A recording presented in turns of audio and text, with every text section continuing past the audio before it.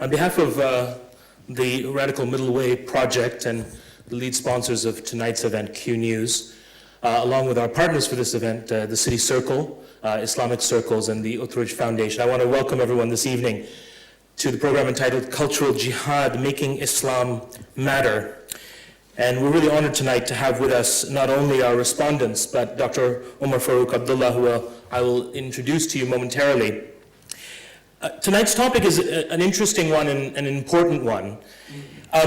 For Muslims in the West, the future lies, we believe, not only in tinkering with theology, politics, but in the production of culture. And when we think about what does culture mean to us as Muslims living in Britain, a variety of answers come forward: social, political, theological. But tonight what we want to do is we want to explore the struggle that many of us go through on a daily basis to make Islam relevant, not only in our own lives, but the world around us. But what kind of Islam culturally is emerging in these British Isles and the Western world in general? What are its discernible forms? How is this struggle taking place? What are the challenges that need to be surmounted before a genuine cultural expression of Islam in the United Kingdom and in the West takes root? And who defines what's genuine? What are the different contested visions of what Islamic culture is or is not? What needs to be done to convert, and I use that word in inverted commas, Western society to associate Islam with the beauty of the Taj Mahal rather than acts of violence or terror? Tonight we have four fascinating respondents coming from four remarkable points of view and I think unique points of view. And they will be responding tonight to Dr. Omar Farouk Abdullah. Dr. Omar Farouk Abdullah is a scholar in residence at the Nawawi Foundation in Chicago.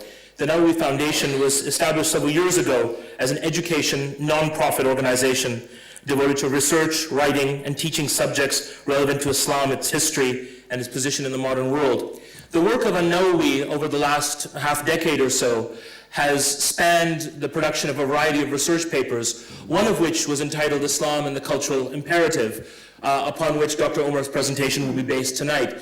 The other thing that Nawawi has done is sought to tackle through Dr. Omar's own research and teaching issues as varied as the attributes of God, the place of women in Islam, particularly historically. His 14 CD set entitled Famous Women of Islam has, for many contemporary Western Muslims, reshaped the way we think about the role of women and the place of women, not just within the religion, but within Islamic civilization.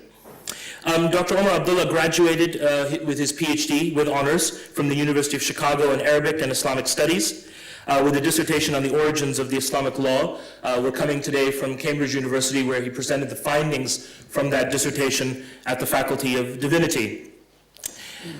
Dr. Omar Abdullah is also a published author, and I want to make specific mention of a book that has just come out here in the United Kingdom, published a month ago in the United States. And it's called A Muslim in Victorian America, The Life of Alexander Russell Webb.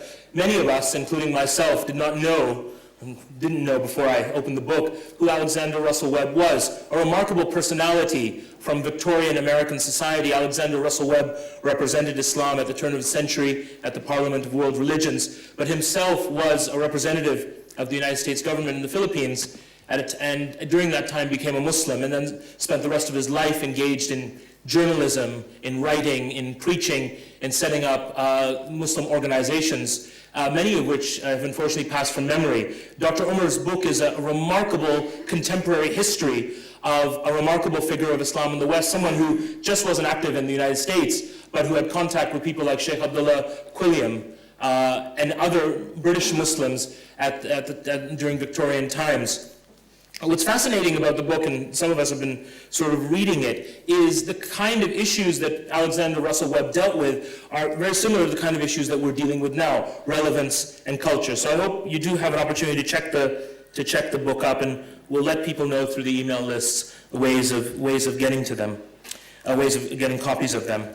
Among Dr. Omar's research work is also his second book, which he's begun research on, and he's doing research here in the United Kingdom, on this book, and it's called The Roots of Islam in America. It's a survey of Muslim presence in the New World from the earliest evidence until 1965. Tonight, Dr. Omar Abdullah will be speaking about culture and identity.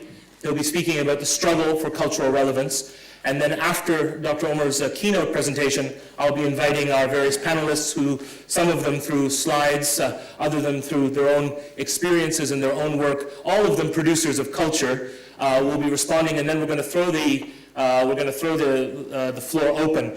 Tonight, we hope that, especially after respondents have spoken, that it'll be a vibrant debate, a robust debate, always with respect, but never without passion. And I think tonight's perspectives are going to raise significant passion, not only Dr. Omar's presentation, but our keynote addresses. And Aki Nawaz is drinking coffee in the back for at least an hour, so get ready. So without any further ado, I ask you to help us welcome Dr. Omar Farooq Abdullah.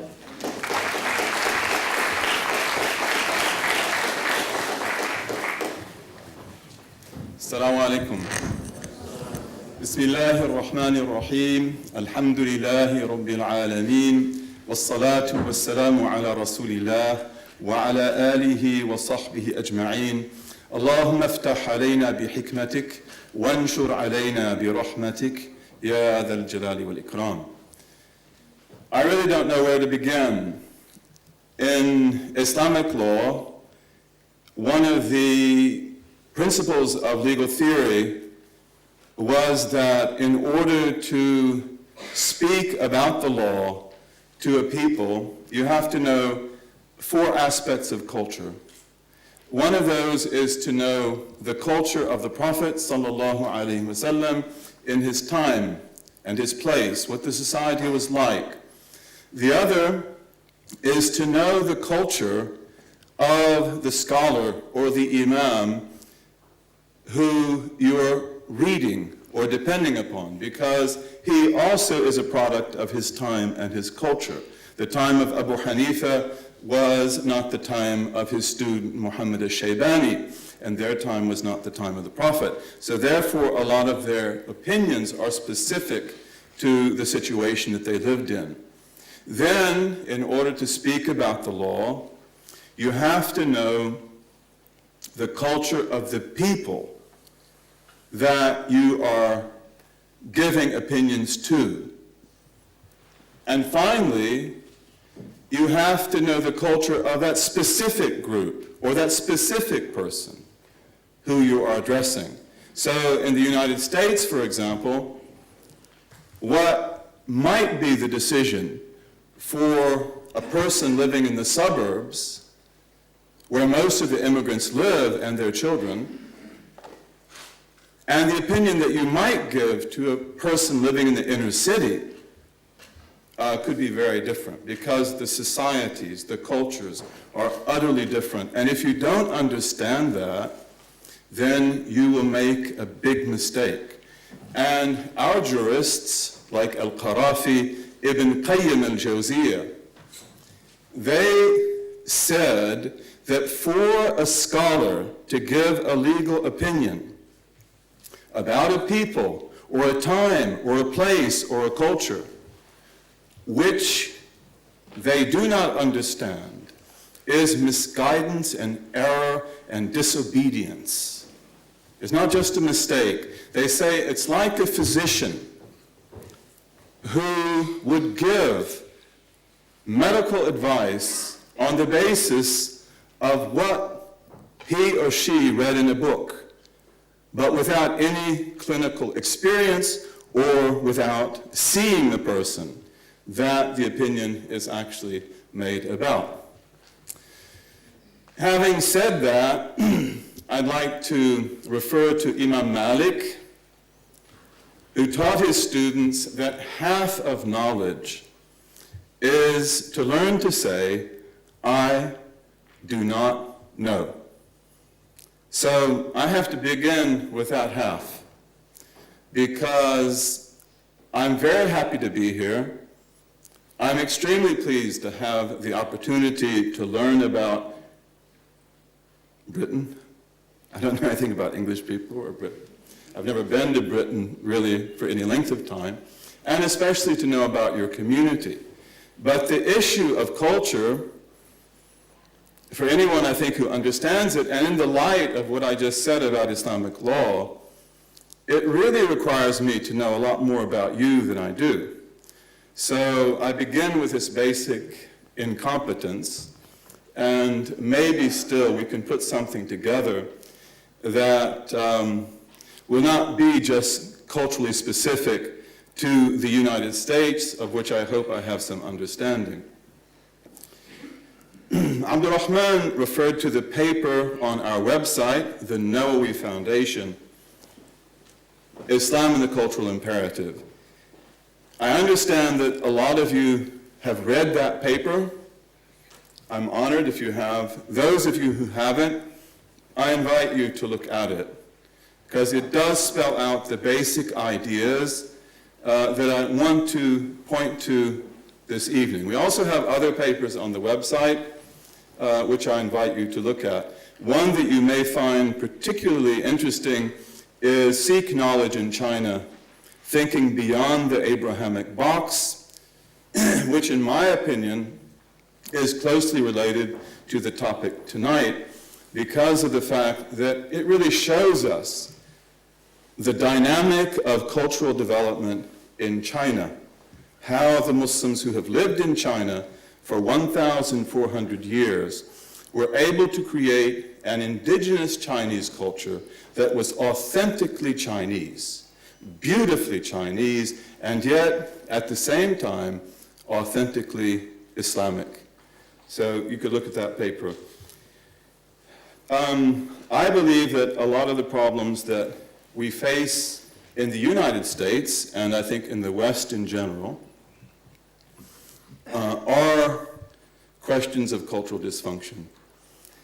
And I believe, on the basis of pragmatic reality and on the basis of Islamic law, that we have an obligation to talk about culture and to do what we can to create a vibrant Islamic culture wherever we live. A culture that is authentic to us, that is real in its expression of what we believe, but at the same time enables us to negotiate the reality that we live in. Not simply to survive, but to succeed, and hopefully someday to lead. This is also one of the patterns that we see in Islamic history. When Islam came into West Africa, which was a period that took hundreds and hundreds of years, it initially created a cultural innovation that enabled it to succeed, and that was the economic village, the trading village, a village that brings in its converts and different tribes, particularly the Mandingos, and it is an agricultural village. In the wet season, they also make things, they also are involved in the international trade, and then in the dry season, caravans go out from that village and they're able to penetrate into, at that time, the animist principalities and kingdoms of West Africa. Over a period of probably 600 years or so, we don't exactly know, ultimately these communities, the Mande Jula as they're called, were able to bring West Africa together, to establish a network of trade that no one had ever been able to establish before. And this is because of the trading village, because many times when their caravans would go into particular areas, all of their profits would be confiscated. Sometimes the entire caravan would be confiscated. Yet the trading village, because of its nature, could always create another caravan. It could always send another caravan forward. And they were able to make alliances. They were able to create networks. So on this basis, they not only survived in West Africa, but they were able to succeed. And not only did they succeed, but because they fulfilled a basic need, they became indispensable. This, to me, is a lesson that we see repeated over and over again in the history of Islamic culture and in the history of Islamic civilization. This, to me, is the kind of thing that we need to do.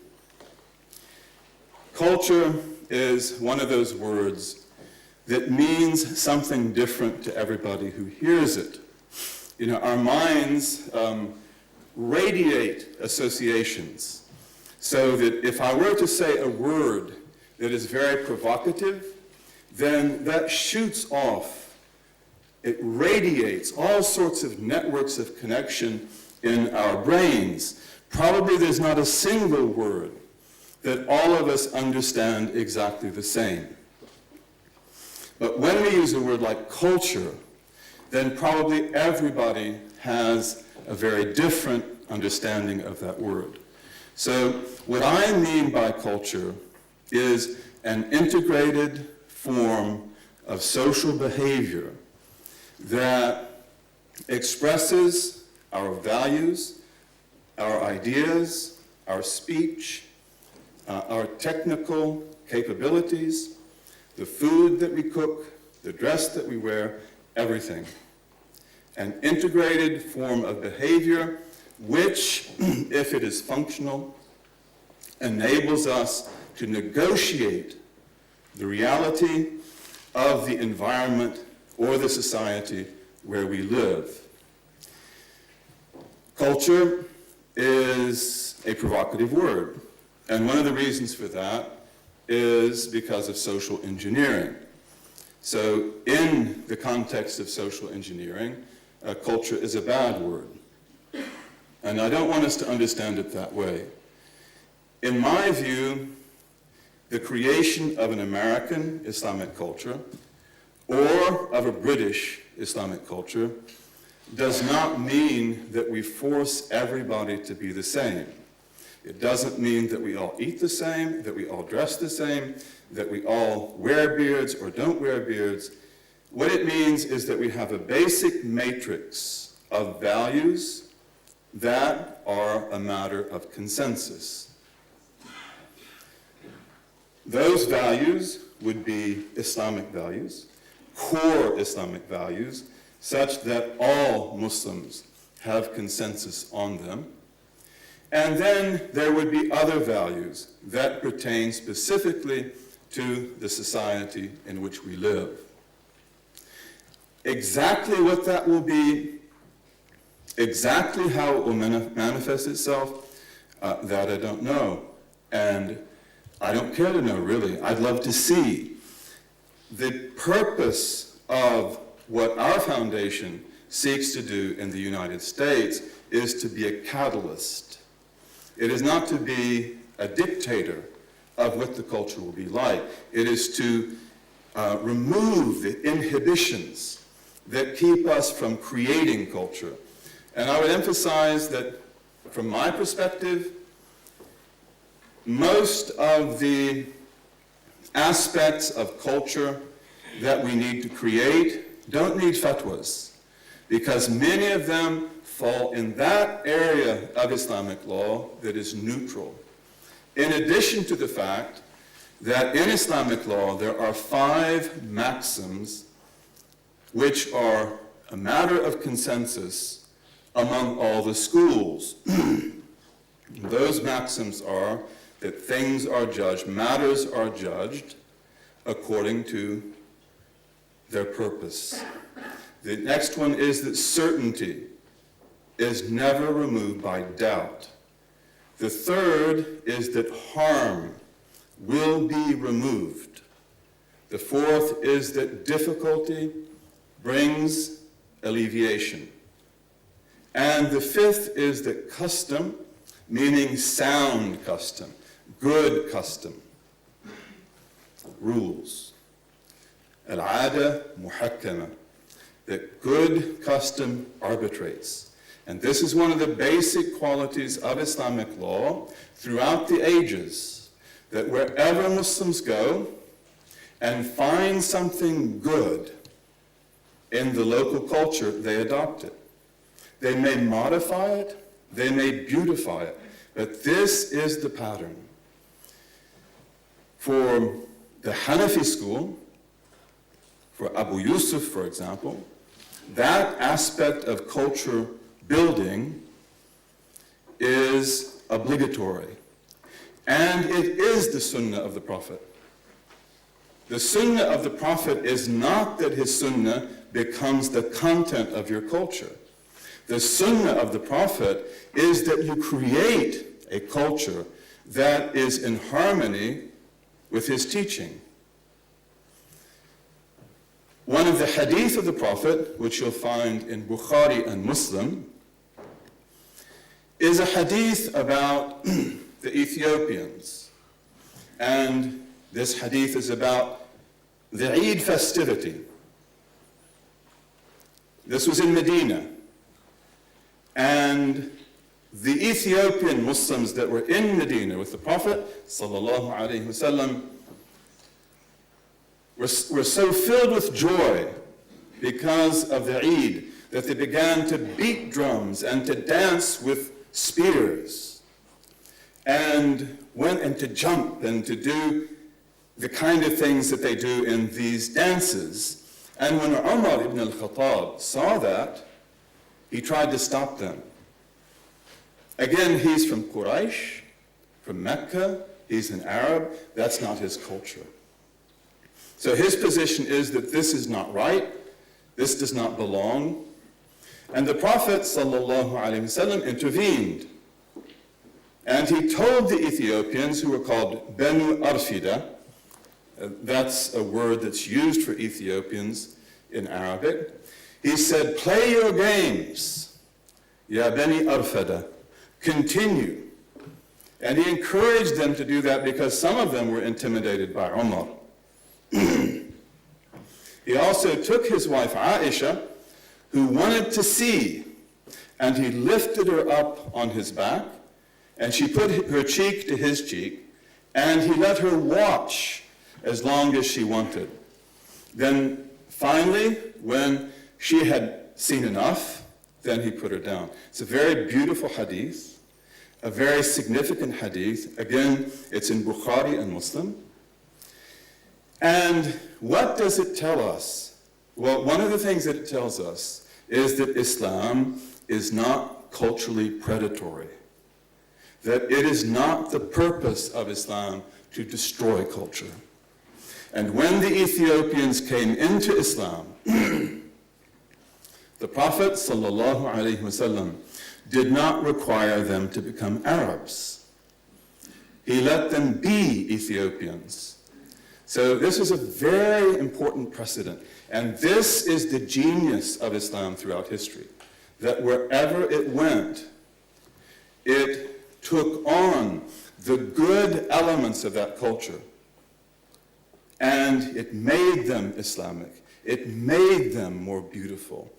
And therefore, the way that Muslims appeared in those societies was indigenous, but it was more attractive, more fulfilling in that indigeneity than perhaps what had been there before.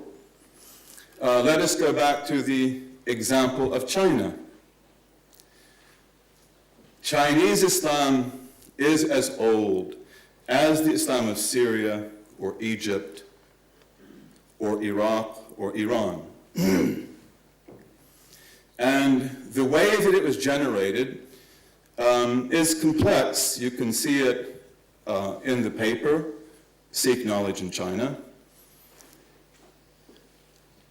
What's interesting, though, is that the Chinese Muslims came to understand that Islam had to be articulated in a way that was completely consonant with Chinese culture, that affirmed Chinese culture, that removed anything foreign or alien from Islam. There were many reasons, cultural and civilizational, that made that necessary. The Chinese built mosques, which, like Muslim mosques everywhere in the world, were indigenous. The Chinese mosque is very Chinese, and it varies from one region to another according to the particular type of religion that you have there. So in areas like Beijing, where the Confucianists dominated, the mosque takes on a Confucianist quality. But when you go there, it's very clear that this is a mosque, that it's a very beautiful mosque. And in fact, if you probably go in to pray, you wouldn't want to leave. If you go to Langzhou, which is between Tibet and between Mongolia, and where Tibetan Buddhism dominates, there the mosques have a Tibetan quality. They take that on. This was actually the nature of mosques wherever they were built in the Muslim world. And this quality of taking on the symbols of the sacred, of taking interpretive control over the religion in a particular environment, some of our scholars have expressed that imperative by the metaphor of a river that is crystal clear. The water is perfectly pure, and that water is Islam. That's a metaphor for Islam. The water has no color. It is life-giving, it is sweet, it is cool, but it has no color itself. So it takes on the color of whatever it flows over. If it flows over green, it looks green. Over red, it looks red. If it is by Timbuktu and it flows over the sand, it reflects the sand. And this is the way also that Islamic culture has been. And that's why one of the amazing things about Islamic culture is that it manifested itself as a peacock's tail that went from east to west, that was filled with all kinds of different colors, all kinds of different ethnic groups, cultural backgrounds, languages, yet it was a single tail. It was Islamic. It was united in the basic principles of the law. It was united in the basic principles of the theology.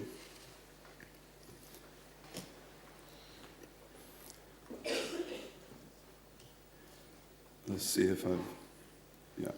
Well, I think that, to come back to China, just to say a word about that, and hopefully now to conclude. So how do the Chinese, for example, speak about Islam in China? You have big problems in Chinese that come from the use of ideograms, the symbolic letters. You also have problems that come from the difficulty for Chinese, given the tonal nature of their language, to pronounce the sounds of foreign languages. So if you wanted to say, for example, Islam, it would come out Yisilan.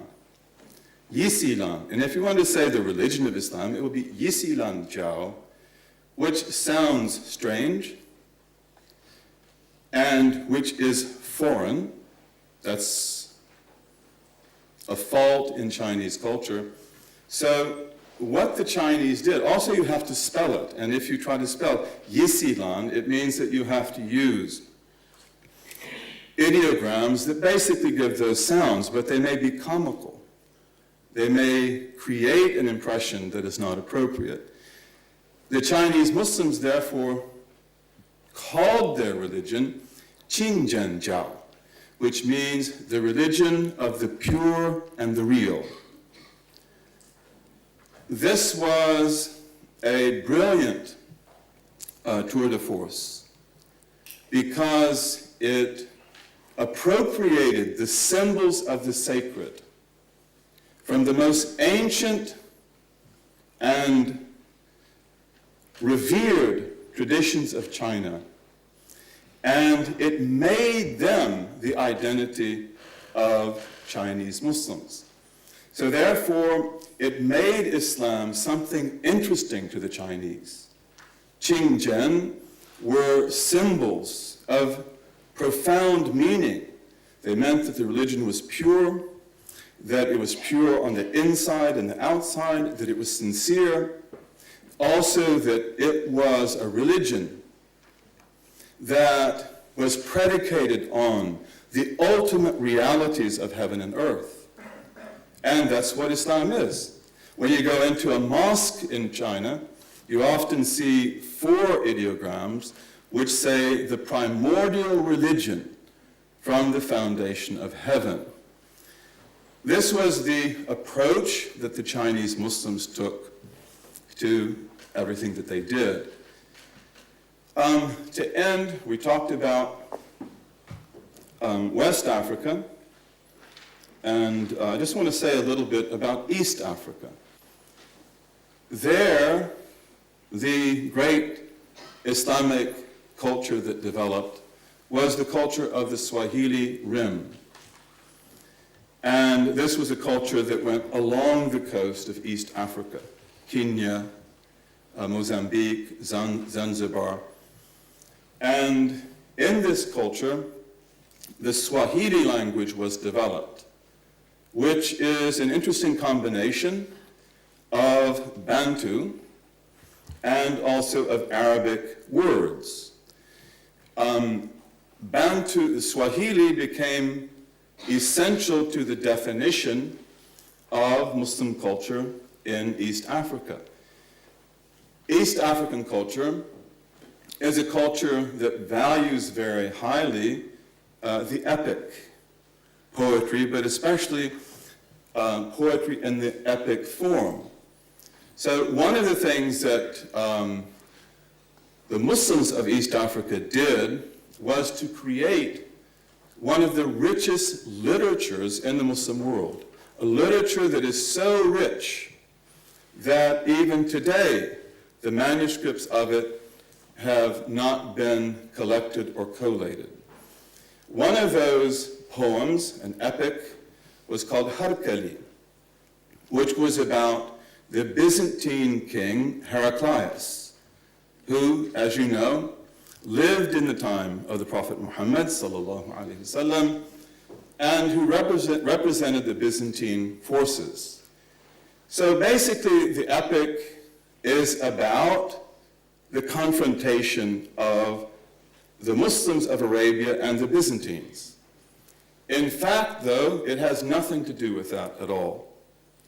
The poem is about how Islam can integrate the tribes of East Africa into itself without violating their tribal unity, without destroying the security that they have to have in their environment and their society. The poem, through the Prophet sallallahu alaihi wasallam and through the people who speak in the poem, answers every question that is meaningful to the Bantu tribes. At the same time, it deals with the Byzantines. What do the Bantu tribes of East Africa need to know about the Byzantines? What do they care about the Byzantines? Probably nothing. So who are the Byzantines in the poem? They're the Portuguese. The Portuguese at that time have just come around the Cape. They are beginning to colonize East Africa. They are very violent. They are very greedy. They are a great threat to the Bantu tribes. So this poem begins to prepare the Muslims of East Africa to understand the Portuguese when they come, and to be able to deal with them when they come. And although the Portuguese are known everywhere during the Age of Discovery for their violence, they are portrayed in Harkali and in Swahili literature in general as children, because of the fact that their traits of violence, of greed, of other qualities of pride, of not listening to others, of intolerance, those for the Swahili Muslims are the attributes of children. Out of Swahili culture came then the concept of Uswahili, which means Swahilidom, to be a Swahili. And to be a Swahili meant to know Swahili, to know it very well, to be able to understand the poetry, or perhaps create the poetry, and to have good adab, to have good character. Arabs or Persians or others who came to the Swahili Rim were accepted as guests. They were honored as guests. But until they knew Swahili, and until they could relate to the culture, they were guests. When they learned Swahili, and when they became part of that Islamic culture, then they became wenyeji, which means people who belong, the people who belong. And this is also what, inshallah, we are, and what we have to be. Wenyeji, we have to be people who belong to the society in which we live without losing our own identity.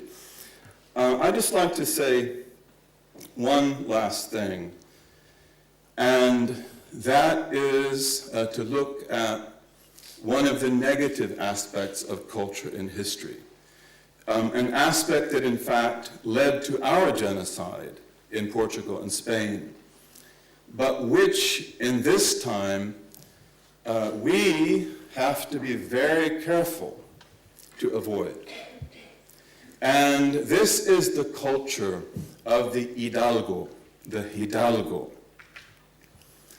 Don Quixote may be the best book that was ever written, an incredible book, is the story of Don Quixote, who is an hidalgo.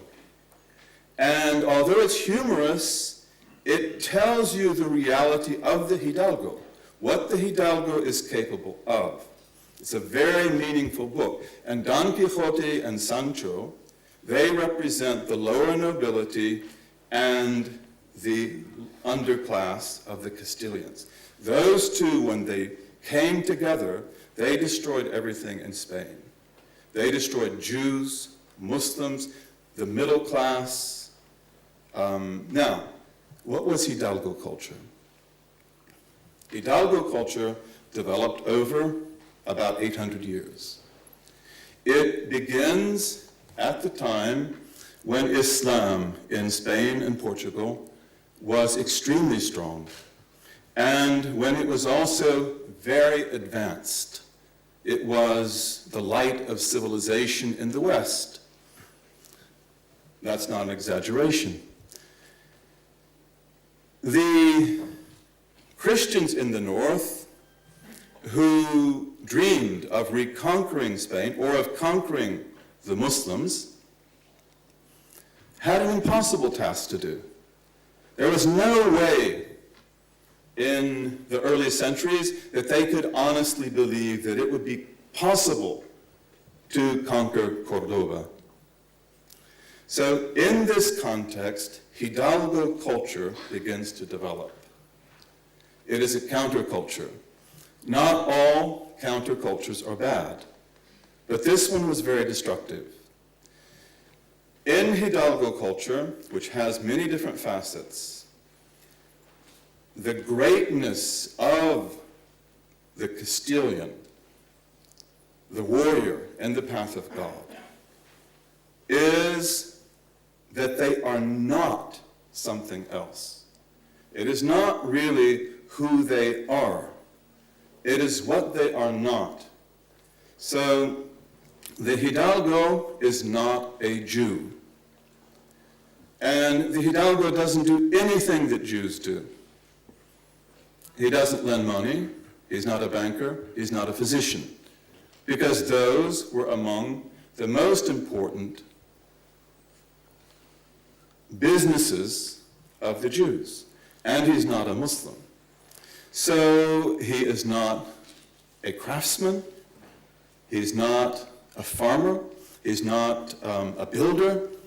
All the things that Muslims did in Spain, he won't do. He won't even pick up the garbage. And that's why if you look at Argentina, which was settled in the beginning almost completely by Hidalgos, they almost died in their own filth because it was unbecoming of a Hidalgo to clean anything, to even pick up the garbage. They had to they didn't have slaves, they couldn't get slaves to live there, and they had to bring other people ultimately who would build and who would clean. They wouldn't do that. This is also why Hidalgo culture was able to remove the Muslims when it got power completely, without blinking an eye. To remove the Muslims, to remove the Jews, and of course when the Hidalgos came to the Americas, then they did the same thing there. And again, not blinking an eye. The point of this is that we are in danger, in my opinion, of becoming Hidalgos. We are people, in some cases, for whom Islam is our identity, not our theology. It is an identity religion, and it often takes on a very negative aspect that I am proud to be what I am not what I am. I'm not a kafir. I'm not a Christian. I'm not a Jew. And of course, Muslims are proud to be who they are, but there cannot be a vacuum. They have to be people of substance. They have to be people who have something to do, to contribute. They must be people who walk with light and who are filled with light. We are at a critical moment in history. You believe in God, I believe in God. History, as Sidi Abdul Hakim Winter says, is in good hands. You did not come here for no reason. It was not simply a coincidence that you came here. You came here for a very good reason, for wisdom, for divine wisdom, the divine wisdom that rules the world. The same in the United States. So we have to, as the Sufis say, we have to have al-fahmu anillah. Understand, try to understand what God is doing. Why are you here? What is the purpose that you are meant to fulfill? At this moment, our culture will be created. And we, as human beings, are culture creators. We can't live without culture. Spiders can't live without webs. Spiders weave their webs. They don't have to be taught. We make culture. Consciously or unconsciously, we make culture. But what's very important is that the culture that we make not be a default culture, a culture that grows out of a vacuum of psychological maladjustment, of unfounded hatred, of alienation from a culture which may lead to that alienation, but which is essentially a negative culture. We have to create a culture which is dynamic and positive, that affirms who you are as a person who may be of Punjabi or of Kashmiri or of Bengali background, Bangladeshi background. That makes no difference. That's something to be proud of. That's got to be part of your subculture. You can't have a healthy culture without healthy subcultures. But in the history of, at least in the Americas, which I understand much better, one of the social principles in the United States in particular, I imagine everywhere else, is what is called the principle of first effective settlement. So, for example, in New England, which is one of the zones for the generation for cultural genesis in the United States, the Puritans are the first effective settlers. So that means that New England takes on a particular stamp. In the mid-Atlantic, which is where Webb comes from, by the way, New York, the Dutch were the first. So there is a Dutch stamp to New York and Pennsylvania and New Jersey, the Mid-Atlantic, that is always going to be there. That's the first effective settlement. Pragmatism, religious tolerance, a tendency towards all kinds of different beliefs, heterodoxy as opposed to New England orthodoxy. In the Chesapeake Bay in Maryland, a different kind of cultural genesis took place. So first effective settlement affects the way that the culture develops after that. What does that have to do with us? I believe that in the genesis of culture, that the first effective form of that culture will determine what comes after it.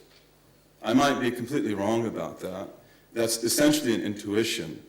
But I believe that at this moment, we have to seize the moment, and we have to create a dynamic, brilliant culture which reflects the very best that we are capable of.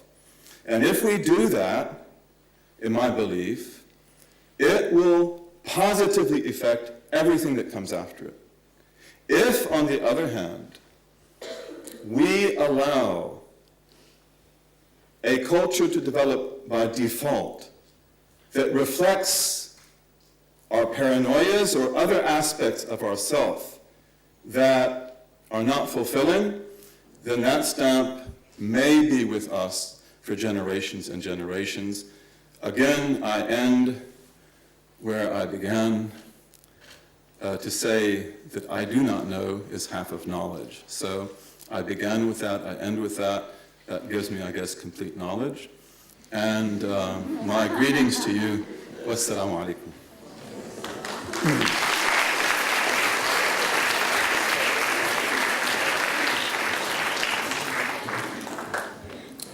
Thank you, Dr. Omar. I know some people have been waiting outside, so this is a good point to come in and find a seat, or those of you who aren't comfortable can get comfortable. Thank you, Dr. Omar. There's a lot to respond to, a lot to talk about. You ended on by talking about the emergence of positive dynamic culture. We've often asked ourselves, certainly at Q News over the years, what will our art, music, photography, buildings, fiction, poetry look like? And we see the emergence of all that slowly but surely. Our respondents tonight are, we could all say in some way, producers of culture, each one of them unique in their own way. And so I want to begin tonight, in terms of our four respondents, to invite up Abdulazim Peter Saunders. Abdulazim is no stranger to us.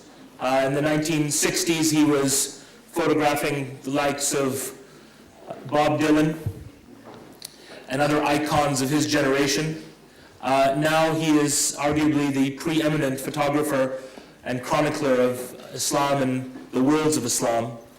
His most recent project has been a photographic journey through Islam and Muslim communities in the United Kingdom. With Abdulazim and with everyone else, I'm going to ask that all the respondents try to be brief and pithy as possible. Each one has chosen their own way of responding. Abdulazim will be responding through photography, and others will be responding in other ways. So I'm going to invite him up to be the first to respond and to discuss some of the ideas that Dr. Omar has put forward this evening. Abdulazim.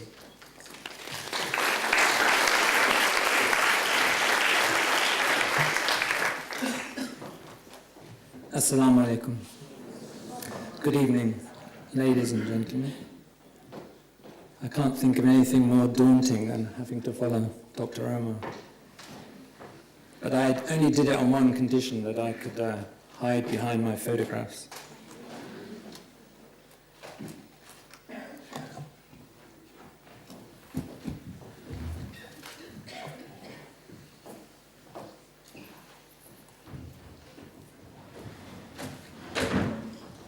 As Abdurrahman said, I have been working on a project about Muslims in the UK, and I had wanted to do it for a long time, But I had a problem finding what I considered a British identity. There was a very obvious Asian culture, and there was a very obvious Arab culture. But I couldn't see, being British, a British Islam.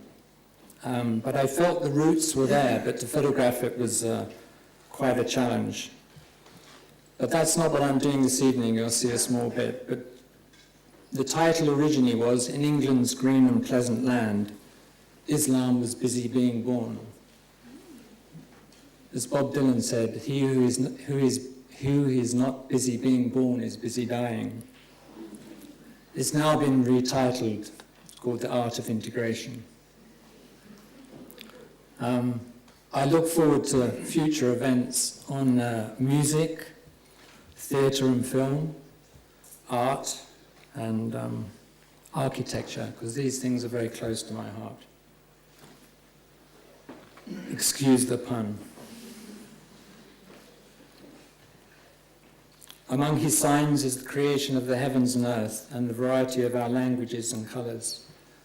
They are certainly signs in that for every being. So to look at present-day culture, I have to go back to my past culture, the 60s, and the explosion that happened during that period when I felt that I grew up, or began to grow up. Love and peace was in the air.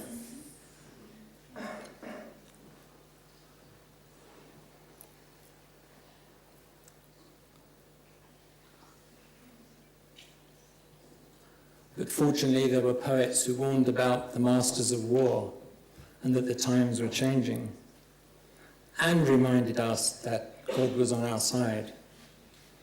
But also the poets wrote on the walls.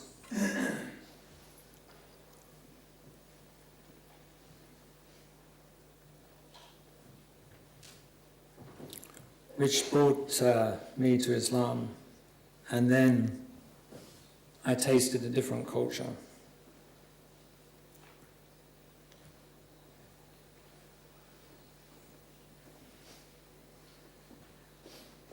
Andalusian culture, very close to our own. And this is a quick journey through the Islamic cultures of the world. Morocco, Mauritania, Senegal, Sudan. Even poverty has a culture.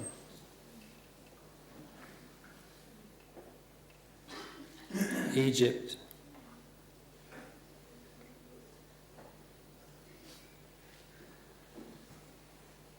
Turkey,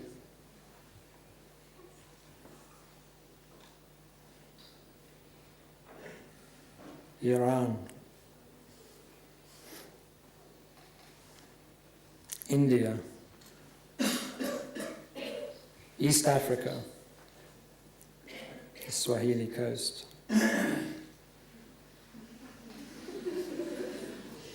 I call her the invisible woman. Hadramaut.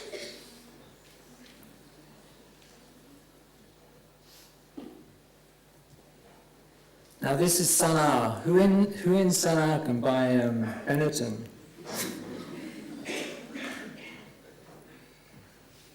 Saudi Arabia.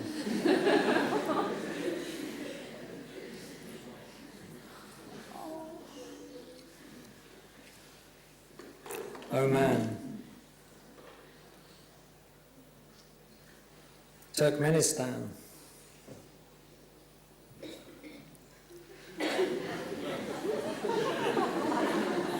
now this boy, he has hardly any clothes, but he had a whole set of postcards of Bollywood film stars.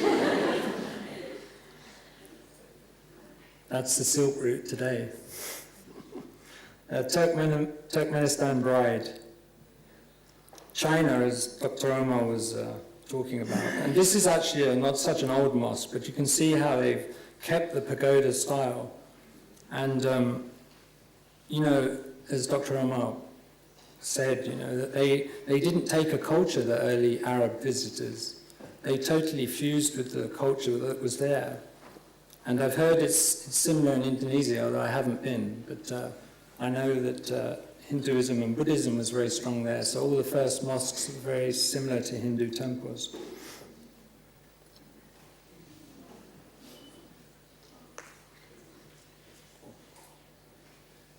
The Chinese really are an inspiration. They're some of the most pious people I've ever met. Malaysia. Now there's a mosque. And there are people on hand to look after the guests when you go in, and they're given things to put on their shoes, and they're treated with good manners, and they have a special carpet. They're allowed to go right into the center of the mosque and look up into the dome. And I was amazed. I turned around, I saw them copying the Muslims, trying to do the prayer and everything. Japan, even in Japan, they're Muslims. And the Hajj, what I consider the cross-pollination of the cultures.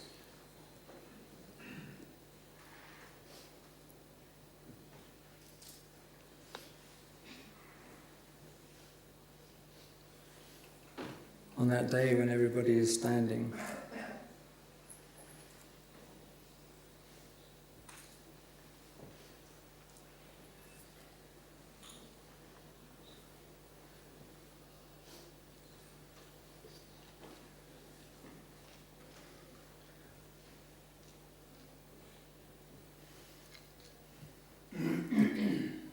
I called this picture the necklace of pearls. It seemed to me that the people draped the Kaaba like a necklace of pearls. And America. But you have to read Dr. Omar's book to find the real Muslim America. And then England. And as you said, this is just a taste of a much larger project. Sidi Abu Bakr Martin Lings, to me, was the pinnacle of integration, and he's sadly missed, but he was definitely a guide. Abdul Hakim's Muslim Choir. Ali is a fashion designer, graduate of the Royal College of Fashion. Eton College has an imam and an Arabic teacher for their Arabic students. And the imam teaches Islam to the non-Muslim students.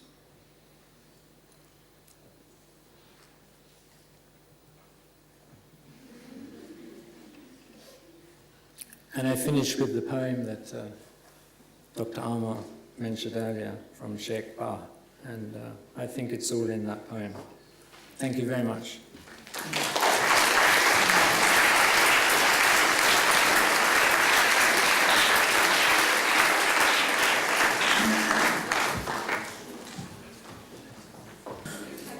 Thank you, Abdulazim, for the visual response to our question this evening. It's my pleasure to introduce our next respondent to you. I don't think he's a stranger to those who are in this room, neither to the world outside this room. Aki Nawaz is a punk rock musician. I recently, I've known Aki's work for years, but I'd actually never seen Aki perform. And he had warned me when he gave me a copy of his latest album, which I'll speak about in a moment, that there was an accompanying CD, and he said you might want to brace yourself before you watch us perform. And needless to say, it's a remarkably thrilling experience. The Aki that we interviewed for this latest issue of the magazine, we spent several hours with him, and in the course of those hours, he said approximately 35,000 words, which we've edited into a much shorter piece in the magazine. But Aki is no stranger to controversy, and thank God that we have people like him in Britain, alternative voices and things that challenge us. His latest album is called All Is War, The Benefits of Jihad. And it's a remarkable piece of work, and it's a challenging piece of work. And Aki's politics are well known. And we're really happy that Aki is with us this evening, because we've tried with each one of the respondents to offer a different perspective to get discussion going and get those synapses in our brains that Dr. Omar was talking about. So I'll ask Aki Nawaz to respond to Dr. Omar's talk.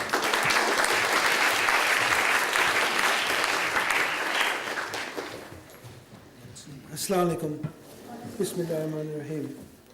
I think I'm still a punk rocker, but I prefer to be a Muslim. It's more rebellious. It's more dissenting. It's more interesting. As you know, I've got no notes, and I'd like to respond to a lot of things that Dr. Omar talked about. Very complex issues. And in a world of sound bites, where we don't have time to talk, I actually enjoyed when Q News came, and that's why I talked so much. Because I wanted to give context to who I am. That I haven't arrived, since 9/11. I was on the streets fighting skinheads in 1976. We were out on marches in 77 and 78, and we were fighting for the rights of people of colour. So I wanted to bring, and that's why I said probably 35,000 words, and that's why I'm so angry and frustrated and hurt at the place where we've arrived politically, essentially. And when we talk about culture, I would have liked, and with all due respect to Dr. Omar, I would have liked to know more about what history is in good hands. It's a nice quote, I will use it. But where does the future lie? I wanted to know how culturally we integrate with what's going on. And as somebody, I feel I'm probably a symbol of integration, and also a symbol of kind of rebelliousness against that integration. And I've tried integrating into this society for time. And I've spent more time amongst non-Muslims having great debates, great discussions. The left, the Marxists, the socialists, the anarchists, the skateboarders, the devil worshippers, the tree worshippers, the chair umbrella worshippers. You name them, I've discussed things with them. I've been very fortunate within my work because it's non-commercial, and I've never wanted to be anything to do with the commercial part of art whatsoever. I've been fortunate to travel around maybe 60 countries and engage with Muslims, especially since Fundamental began. We would have Muslims, in Australia, New Zealand, arriving at concerts, and so happy that here was a group of people who made no apologies for being Muslims. We talked, we weren't proud, we were confident. I don't like the word proud, I never have. But we were confident Muslims, we were happy Muslims. And I've probably got a bit in common with Peter Sanders as well, because he showed the hippie movement, and I came from the punk movement, which was in response to the hippie movement as well, because we disrespected that movement. We said, it was no fun. But what I want to talk about, and I want to give a bit of respect to Dr. Omar is what does it mean to integrate? I don't know. What does it mean to have a British identity?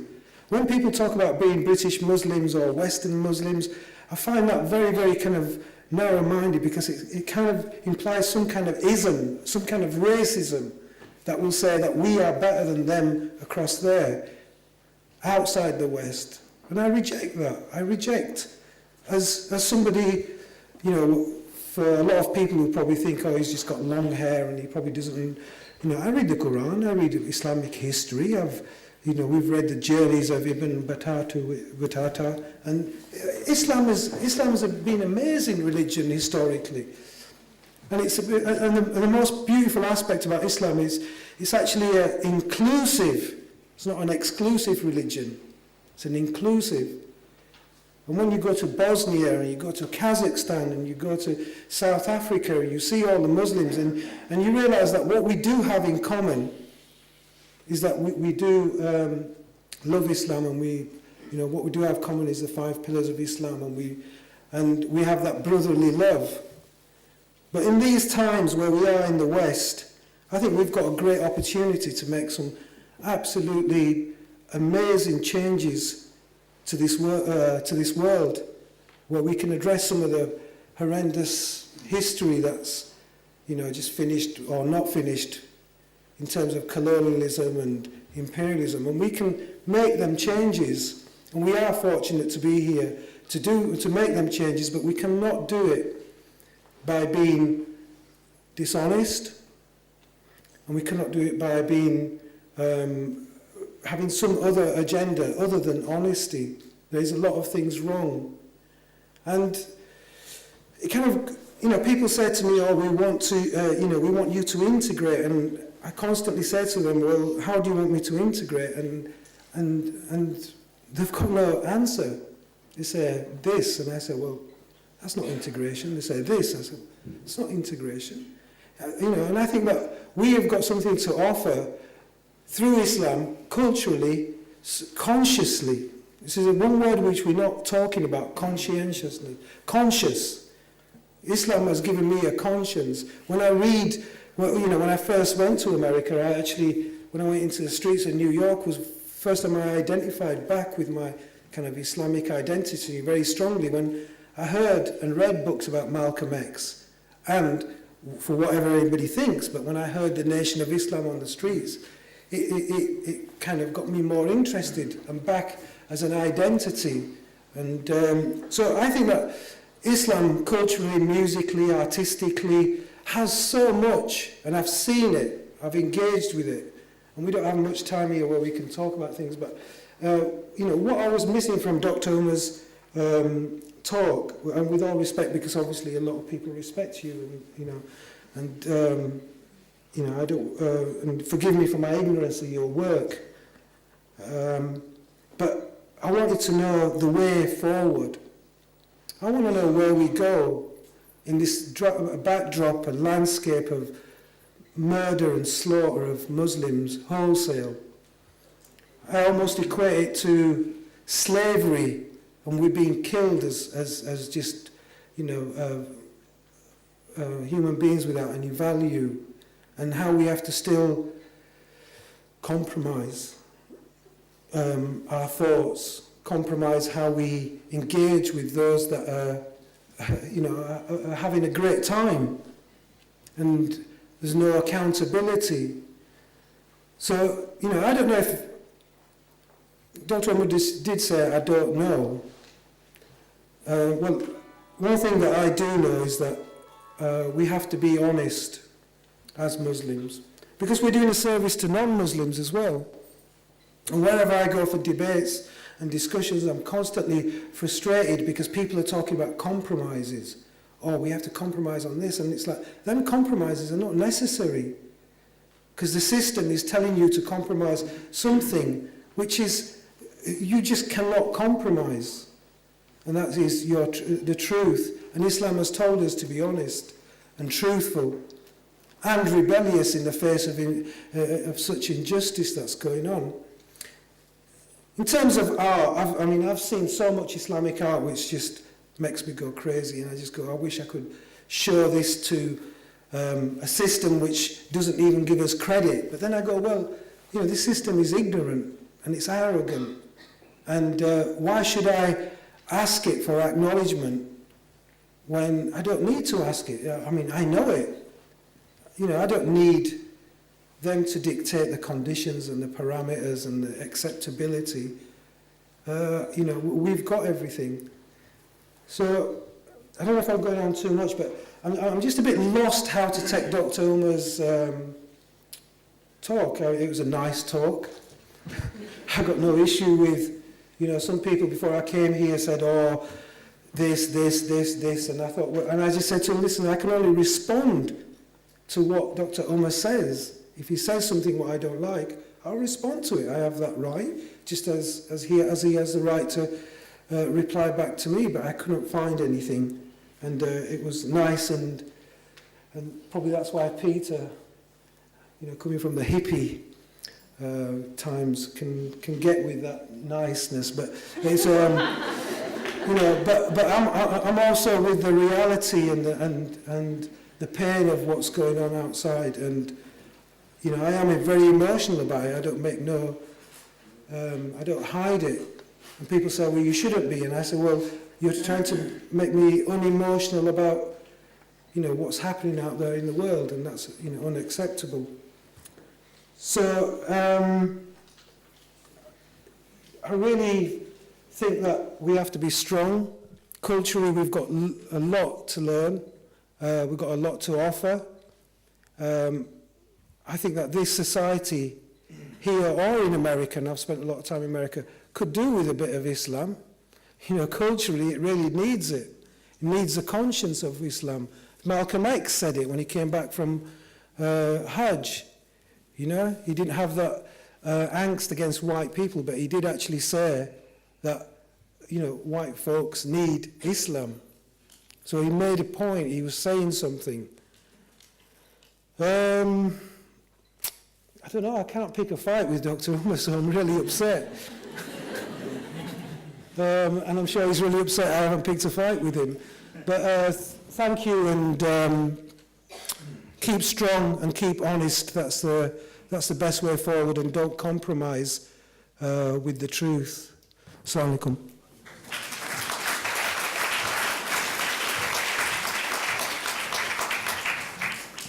Thank you, Aki, and we'll hear more, I think, in the discussion, because you've raised some really important issues. I forgot to mention that Aki is the front man for the band Fundamental, and you can check out their latest stuff on their website.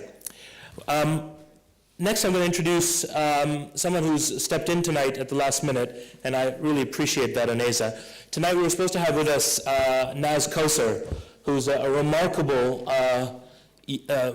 woman from Birmingham who set up the Ulfa Arts Women's Arts Collective, which is doing some really creative and outside-the-box work. She sends her apologies this evening because last night her mother fell incredibly ill, in fact had a heart attack. And so I hope we'll take an opportunity to make dua for Naz's mom, that Allah give her shifa and healing quickly, and make matters easy for the Kausar family. Inshallah, I hope we'll have an opportunity to bring Naz to London again to talk about some of the really exciting work that she is doing. But we have with us Uneza Karim, who we're really happy to have with us, and thank you, Uneza, for coming down, also from Birmingham. Uneza Karim is a traditional artist, and what I mean by that is that by training, she's an illuminationist. She's learning the art of illumination. She studied at the Prince's School, formerly known as VITA, the Visual Islamic Traditional Arts Program at the Prince's School. Uneza, hailing from Birmingham and having studied Islamic art here in the United Kingdom, is sort of that perfect example or emblematic example of an individual who's sort of taking that civilizational art and making it relevant for us. And I'll ask her to make her remarks, and she wants to make them sitting down from where she is, so and that's okay. Assalamu alaikum, everyone. Someone once said that art is about achieving stillness in chaos, and I think that's something that I hold very dear to the kind of work that I'm privileged enough to be part of. Because we do live in very chaotic times, and we're surrounded with pictures and sound bites and the sorts of references that we've talked about today that really do make the world that we live in on a daily basis feel very, very chaotic. And so we need rest, we need sakoon, we need tranquility, and I think art really, for me anyway, and I'm going to respond in a very personal way today, really does offer that in this very difficult time. But I think time has always been difficult. History has always been difficult too. And I think it's interesting how art really has always been there. You know, it's been there from the very beginning. If we take very early Islamic history, for example, we're not just looking at the beautiful creations that are just the Islamic manuscript, but the vessels that people would drink from and the dishes that people would eat from. If any of you have been to London's Jameel Gallery, for example, you'll see the most ordinary, everyday item is decorated, highly decorated. Earthenware filters, for example, water filters were decorated. So it's part and parcel of our culture, our architecture, our artistic heritage, as a planet, as humanity, really. I want to perhaps start by talking about myself at 18, actually. I just finished my A-levels, and I'd done an A-level in English, economics, and art at the end of that list, art. And, you know, I remember talking about my selection of subjects with my mum, and a little disappointed that I wasn't going down the medicine route, a little bit disappointed that I hadn't quite gone down kind of the legal route, although I was talking about potentially being a solicitor. But I had this kind of niggly kind of thing that maybe I was going to do art and take it forward as a career. So I applied on the UCAS forms, as you do. Some of you will remember doing that, perhaps not so long ago. And so I applied to do a foundation course in A-level art. A degree in art, a foundation course. And I got an interview, and I went along to the interview, and I was offered a place. Came back home, and my mum wasn't particularly happy about that. She said, and I remember, apart from the fact that I was not spoken to for about a week, because I was kind of really insistent that I wanted to do it, but what she said to me was, she said, look, you're good at economics and English, so why don't you do that? You know, and if you really want to make a career out of it, then really you should be looking at those subjects. But the other thing that I thought was quite serious was her fear, because at the end of it, that's really what it came down to. She had a fear that if I was going to go ahead and study arts, I'm going to turn into this mad, arty type person. And I have talked about my mum, and I did try and reason with her, but she said, well, you know how they are, and you're going to be expected to do this, and you're going to be expected to do that, and you're going to have to compromise. And I don't want you getting into the wrong kind of crowd. So there was a fear around this whole notion of being an art student. We all know the images. Okay. Anyway, lots and lots of years on, and having become a mainstream teacher, I was fortunate enough, and the world's a very small place, and we're all doing a lot of travelling now. I was very fortunate enough to go to Turkey, and I studied out there. But before I studied out there, I went on holiday. I came back, and I was enthused more than I'd ever been before by the art and architecture out there.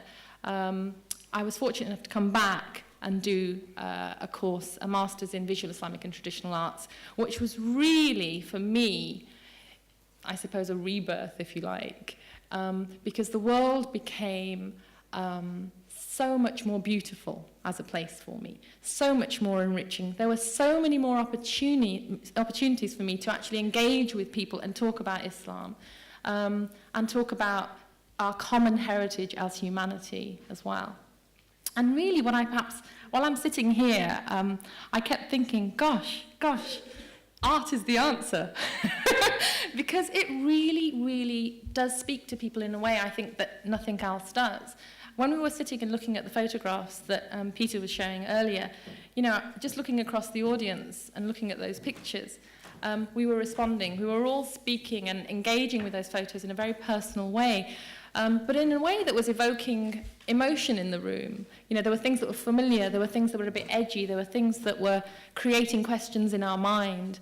There were links that were going on, very complex links between, you know, this man in a turban in this country and this man in a turban in a very different country. The veiled women, fantastic image. And what does it do? We weren't here thinking, oh, it was okay. We actually laughed at that image of the veiled women, which I think is very, very interesting. Art has a capacity to kind of, if you like, say things without saying them.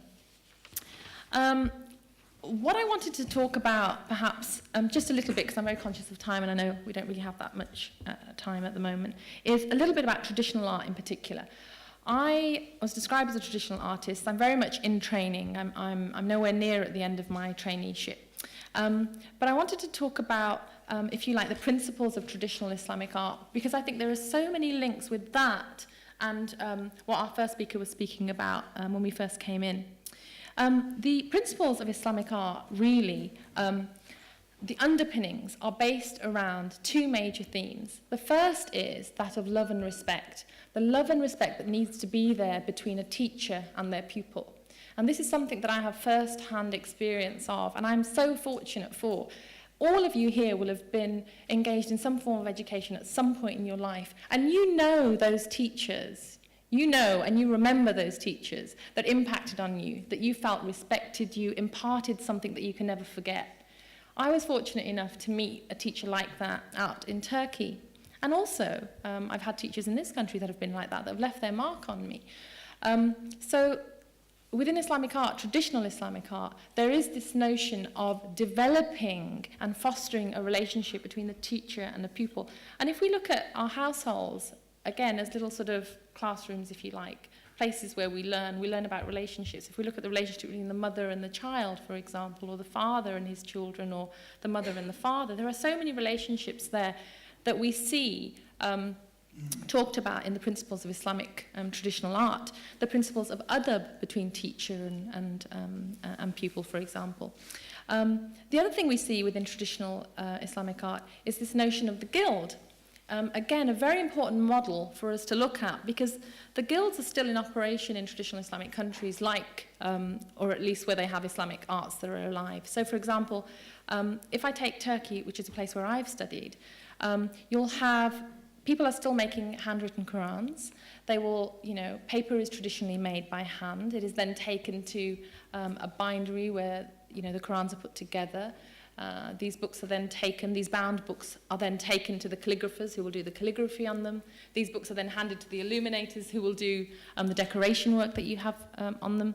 So this idea of interdependence, the fact that we all rely on one another, again, I think within traditional Islamic art, there are some very, very important lessons or parallels that we can draw between that very traditional notion and what it really means to be a person acting, living and breathing in today's society. We need to really reflect that in the way we are and depend and understand how we depend on one another. Sometimes we don't even see, for example, within my area, recently I was sent a piece of calligraphy to illuminate. A piece of calligraphy that I received, I mean, I hadn't seen the calligrapher, so I didn't see him, but I have respect for him. And he's going to then entrust me to I mean, he's worked for his calligraphy ijaza for, I don't know, maybe 10 years. He is now entrusting me to do the illumination, to decorate it. So there's so much trust in that. There are so many parallels that I could draw, and today's talk really won't allow for that. But I suppose what I want to say is, really in conclusion, is that a lot of the problems we have, I think, culturally and that we face, I think the basis for them is fear. There is the fear, for example, if I take the example of me and my mum, when I wanted to study art, there was fear that surrounded that kind of pushing towards doing, something that was not conventional. I'm pleased to say that, a good few years on, Mum's now very much happy with what I'm doing. And, she's constantly bringing people in and showing them, what I'm doing. And so that's really quite a lovely thing. But we really do need to encourage that in our homes and in our societies and with our siblings and with our children, because there still is, definitely, and if Naz was here today, she'd talk to you about the fact that there isn't enough support for the arts, and particularly pursuing an artistic career in British Islamic families. Finally, just before I end, I want to just talk about, I didn't bring it in today, and I'm really sad that I didn't, but I wanted to share with you one little vignette, really, of just how powerful art can be as a medium for talking to people from different cultures. Recently I did a workshop, and calligraphy isn't my main area, but I did a workshop, an introductory workshop in calligraphy. And I took into this workshop some qalams. Some of you will be familiar with that, what that is, but it's a reed pen, essentially, with a nib that's cut with a knife. And during this workshop, it was a 2-hour drop-in session, and people could come along and experience what it was like to make marks on paper using a reed pen, which, of course, is traditionally used for writing in Arabic. Now, it was really interesting because the take-up, so that there were probably about 25 people that turned up to this session to get a feel for, and it was advertised as, a taste of Islamic calligraphy. I would say 95% of the people that came along to that session were not Muslim, actually.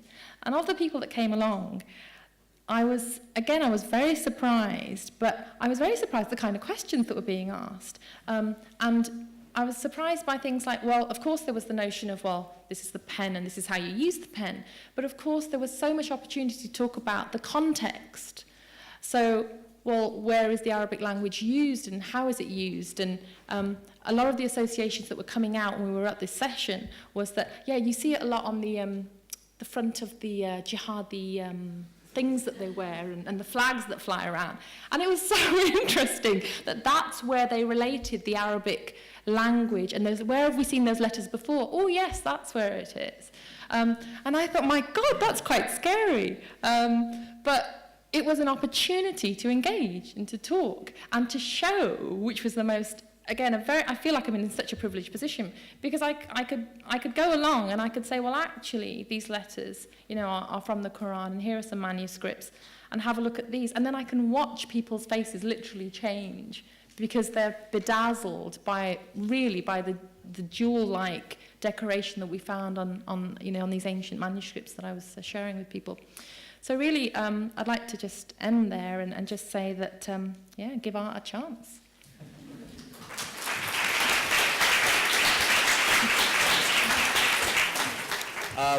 Our final respondent is no stranger to many of you. Fuad Nahdi is an experienced journalist, having worked with Reuters, the LA Times, the New York Times, Washington Post, The Economist, the BBC, The Guardian, Channel 4, and beyond. Fuad is the founding editor and publisher of Q News, and arguably one of the leading Muslim journalists in this country and in the West. Fuad is also the director of the Radical Middle Way Initiative, which has sponsored tonight's discussion. Now I'd like to ask Fuad to be our last respondent this evening before we move to you on the floor. Fuad.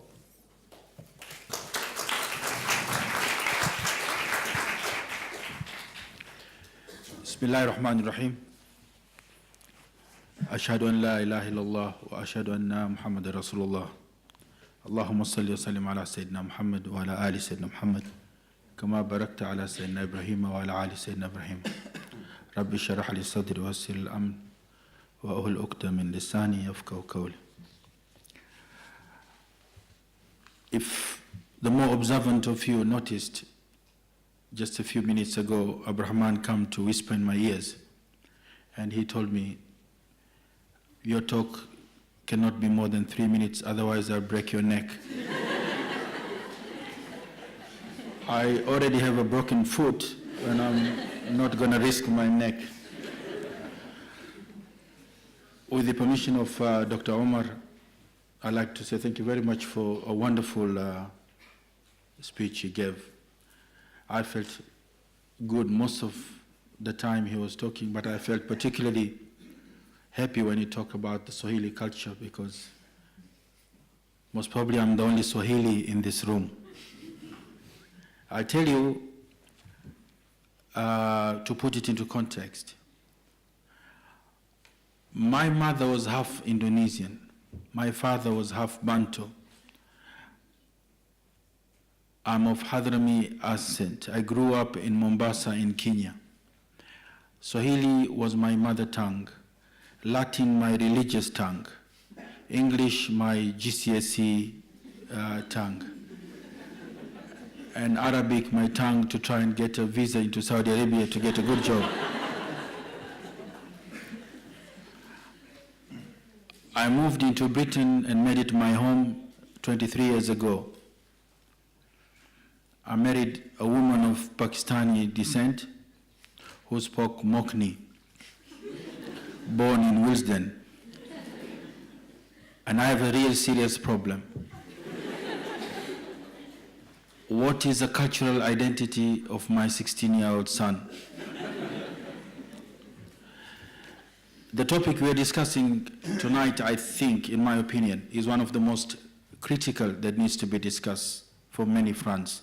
I just can pick one of the issues why we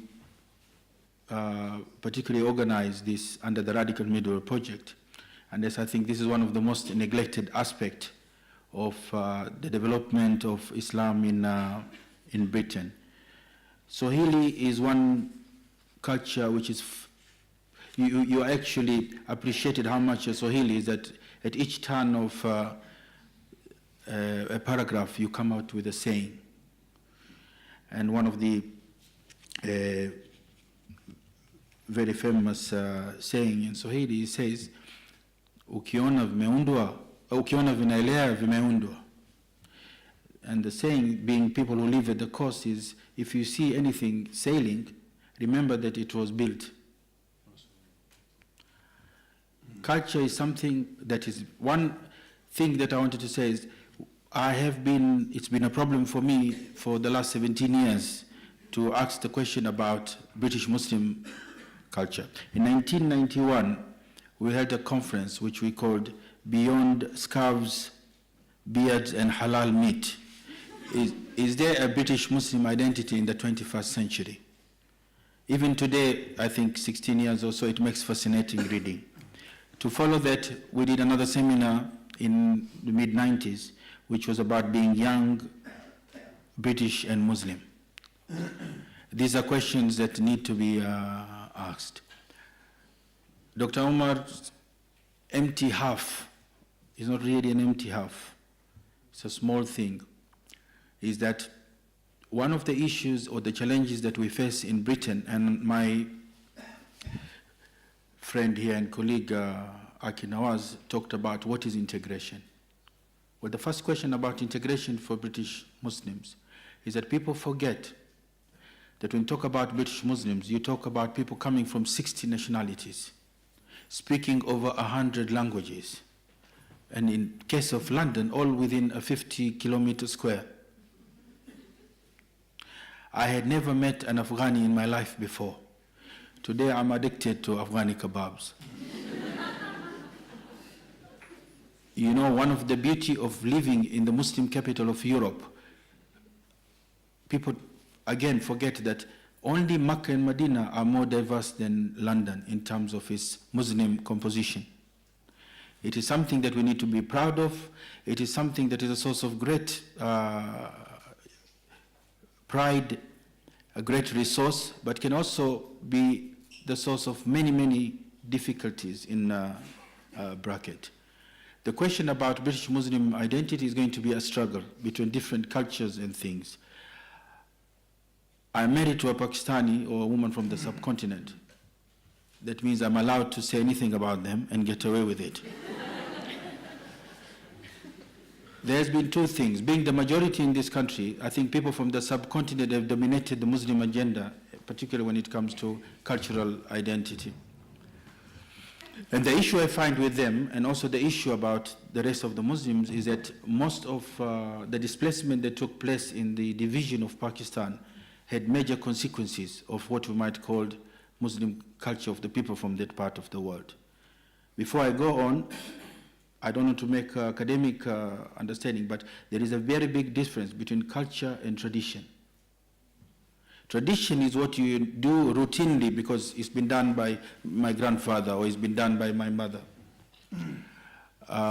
When I first got married, just the first week, my wife on a Saturday morning, when needed to go to work, woke up very early in the morning, 7 o'clock, and started hoovering the house. So I asked her why. She said, oh, we've been doing this all our lives. Now that is tradition.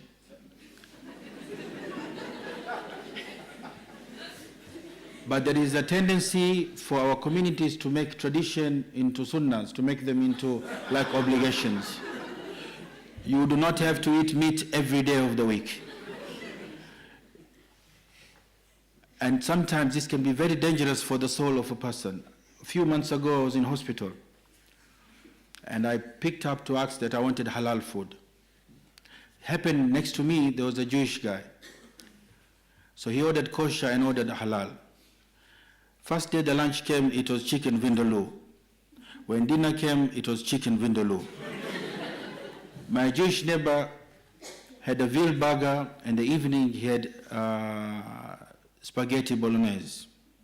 After 2 days of chicken vindaloo, I changed my faith and became Jewish. it shocked the nurses. Dr. Omar said a lot of interesting, extremely important things, and I hope that we listened, but nothing was more important than the statement which he made to say that when it comes to culture or the creation of cultures, it's mostly to do with gray areas or neutral. We don't need fatwas about producing like what is halal.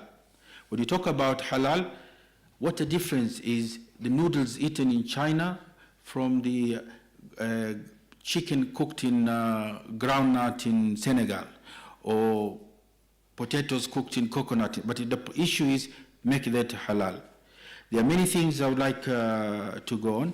The last thing which I like to say here is I am very confident about one thing. 1995, August 11th, we organized the first public Maulid in this country.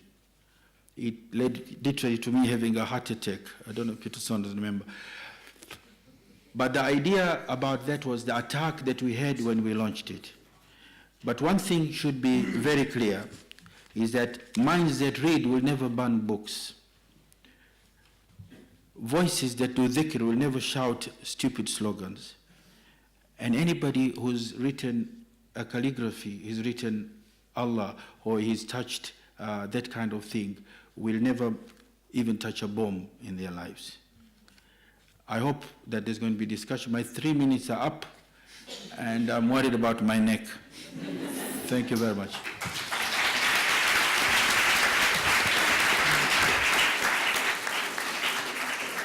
Thank you, Fuad.